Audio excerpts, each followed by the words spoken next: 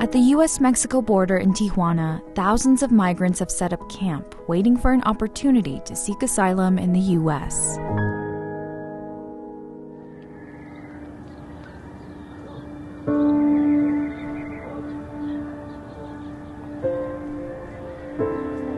Just after sunrise in Tijuana, Mexico, the rust-colored border wall is like a snake separating two lands.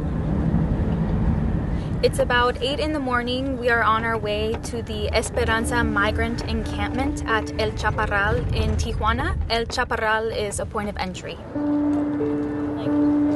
For months, migrants have been traveling toward the United States with the hope of seeking a better life.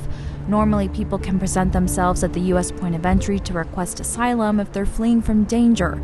Then they go through a process of having their case heard to see if it's legitimate.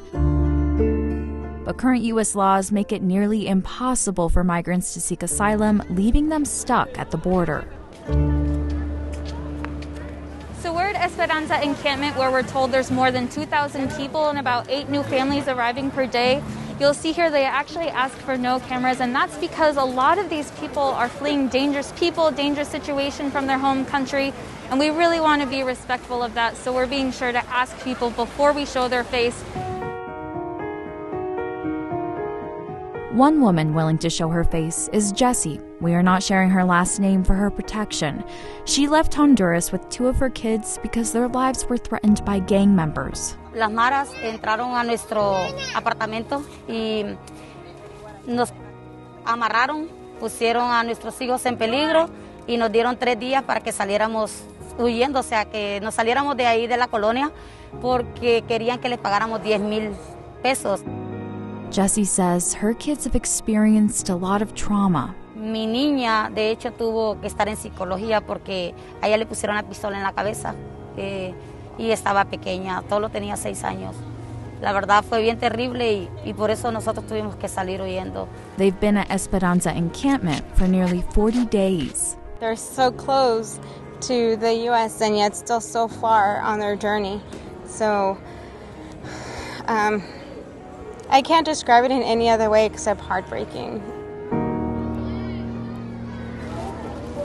Hola, hola, buenos días. ¿Cómo andamos?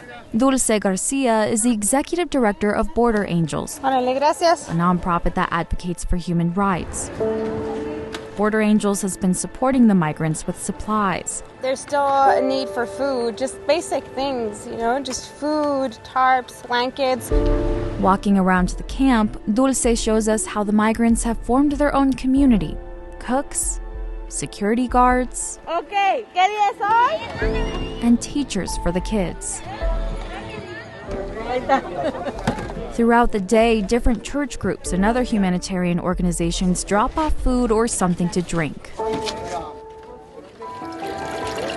But there's still a huge need for drinkable water. Can they drink that? I mean, if there's no other water, This is what they're using. that's what they're drinking. This is what they're cooking with. This is what they're drinking.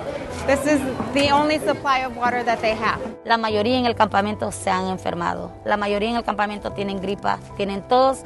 La mayoría de los niños andan todos así. These people say they're here because they're desperate, fleeing political persecution, gang violence, domestic violence, and some have lost their homes in hurricanes. The forces that are pushing people to leave their home countries have continued and have actually gotten worse in the pandemic. Julia Neusner is a legal fellow with Human Rights First, an advocacy and action organization. She's been documenting the stories of migrants for a report on a U.S. code that is keeping these migrants at the border. Because of Title 42, the border has been closed completely to asylum seekers since March 2020. Julia says Title 42 is a rarely used U.S. law that gives government authority to exclude anybody who poses a public health risk to people in the United States.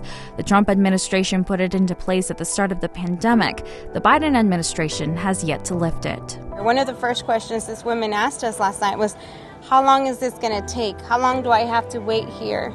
And the answer is we don't know. Dulce says part of the reason there are so many people at the border now is because many have been given misinformation that Title 42 has been lifted.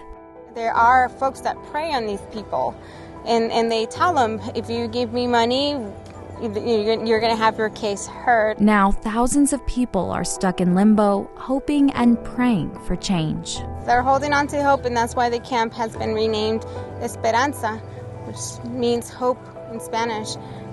That's all they have. Some of them literally, that's all they have. La meta es que abran la frontera, que tengan compasión de nosotros y nos dejen entrar, porque la verdad sí somos inmigrantes, pero no somos delincuentes.